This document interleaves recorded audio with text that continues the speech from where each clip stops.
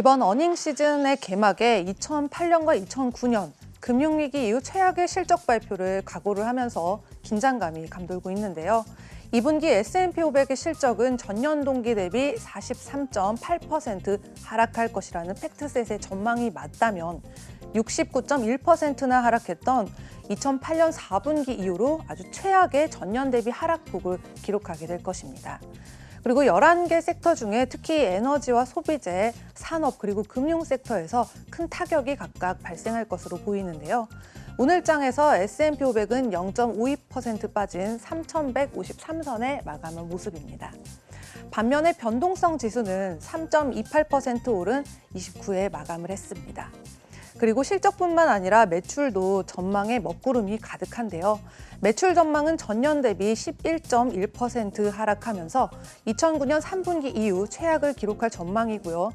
11개 섹터 중에 9곳이 전년 대비 매출 감소를 발표할 것으로 보입니다.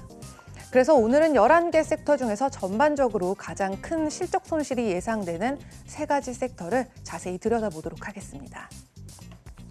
먼저 에너지 섹터입니다. 저유가의 영향으로 오늘도 5% 가까이 빠진 모습인데요. 팩트셋은 에너지 섹터의 2분기 주당 순이익이 전년 대비 148.3%나 하락할 것이라는 전망을 제시했고요.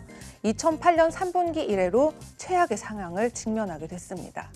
매출의 경우도 역시나 저유가의 부담 때문에 45.3%의 하락을 기록했던 2009년도 2분기 이후에 최대의 연간 하락폭이 예상되고 있는데요. 42.2% 하락폭 예상되고 있는 가운데 특히 마라톤 페트롤륨은 전년 분기 순이익이 주당 1.41달러의 손실을 예상을 하고 있고요. 다음으로 엑슨모빌의 경우는 전년 분기 순이익이 주당 1.73달러에서 주당 1.41달러의 손실을 바라보고 있습니다. 다음은 재량 소비재 섹터입니다. 전년 동기 대비 119%의 하락을 전망하고 있는데요. 이 섹터의 하위 산업 11개 중에서 10개 종목이 전년 대비 하락을 기록했습니다. 특히 개중 7종의 하락폭은 60%를 넘고 있는 상황입니다. 가장 큰 타격을 입은 자동차주의 경우는 주당 순이익이 전년 대비 319%, 호텔과 레스토랑을 포함한 레저그룹의 주식은 192%의 하락이 예상되고 있습니다.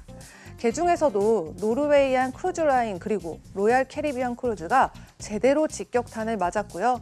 민 리조트는 오늘 장에서 4% 이상 빠져서 71.02달러에 마감을 했습니다.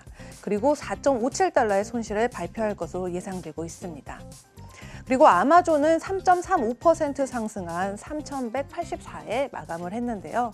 전년 대비 73% 하락한 1.37달러의 주당 순이익을 발표할 예정입니다. 이 실적의 주된 하락 요인으로는 코로나19 관련 비용으로 약 40억 달러를 지출하겠다는 계획이 영향을 끼쳤기 때문으로 보입니다. 네, 세 번째로 큰 타격을 입은 섹터는 바로 산업 섹터입니다. 전년 대비 89% 하락세에 12종 중에서 하위 산업 11개 종이 실적 하락이 예상되어 있는 상황이고요.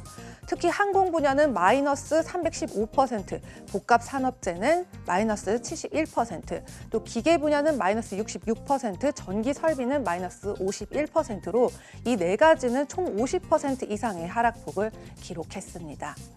특히 산업 섹터의 전년 대비 매출 감소폭은 27.4%를 내다보면서 2008년 3분기 이후로 두 번째로 큰 위기를 맞았고요.